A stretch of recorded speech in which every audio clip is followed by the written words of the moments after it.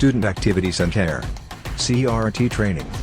Flexible Curriculum. KL, deemed to be University. వారం రోజుల లోపలే మిగతా లిస్టు కూడా వచ్చే అవకాశాలు ఉన్నాయి. ఈ విషయం పక్కన పెడితే ముఖ్యమైన విషయం ఏమిటంటే ఆంధ్ర రాష్ట్ర ప్రభుత్వము వాలంటీర్ల ద్వారా కాకుండా ప్రభుత్వ యంత్రాంగం ద్వారా పెన్షన్ల పంపిణీ చేయాలి అని ఈసీ ఆదేశించడం జరిగింది. కానీ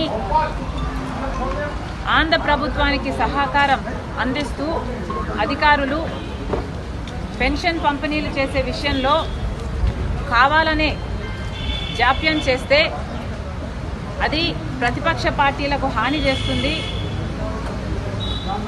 వైసీపీకి మేలు చేస్తుంది.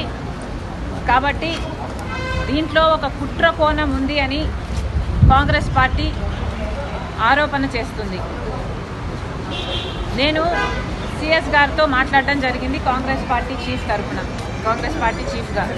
ఆంధ్రప్రదేశ్లో జరగనున్న ఎన్నికల గురించి, క్యాండిడేట్ల గురించి డిస్కస్ చేయడానికి ఈరోజు సిఈసి మీటింగ్ జరిగింది న్యూఢిల్లీలో.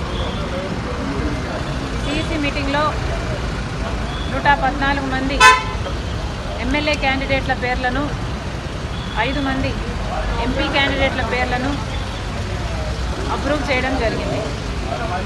ఈ లిస్టుని రేపు బయట పెట్టే అవకాశాలు ఉన్నాయి.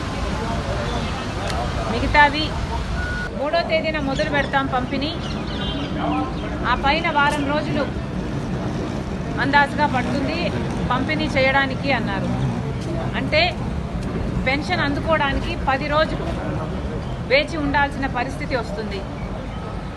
ఇది భావ్యమేనా అని సిఎస్ గారిని ప్రశ్నిస్తున్నాం. ప్రభుత్వానికి మేలు చేయడం కాకపోతే ఇది ఏమిటి అని అడుగుతున్నాం. Election commission direct benefit transfer DBT కింద పంపిణీలు చేయమని ఆదేశిస్తే మరి డీబీటీ ద్వారా ఎందుకు చేయటం లేదు అని కాంగ్రెస్ పార్టీ ప్రశ్నిస్తుంది.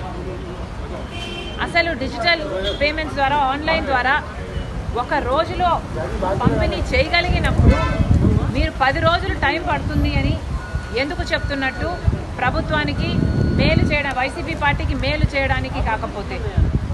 కాబట్టి కాంగ్రెస్ పార్టీ సీరియస్గా డిమాండ్ చేస్తుంది, పెన్షన్ పంపిణీల విషయంలో సిఎస్ గారు చొరవ తీసుకోవాలి, డీబీటీ ద్వారా వెంటనే పంపిణీలు చేయాలి. లేకపోతే కాంగ్రెస్ పార్టీ ఎక్కడికక్కడ ఆందోళనలు కూడా దిగుతుంది అని హెచ్చరిస్తున్నాం. Thank you. మరిన్ని వీడియోస్ కోసం ఛానల్ ని సబ్స్క్రైబ్ చేయండి, లేటెస్ట్ అప్డేట్స్ కోసం వాట్సాప్ ఛానల్ ని ఫాలో చేయండి అండ్ లింక్ డిస్క్రిప్షన్ లో ఉంది.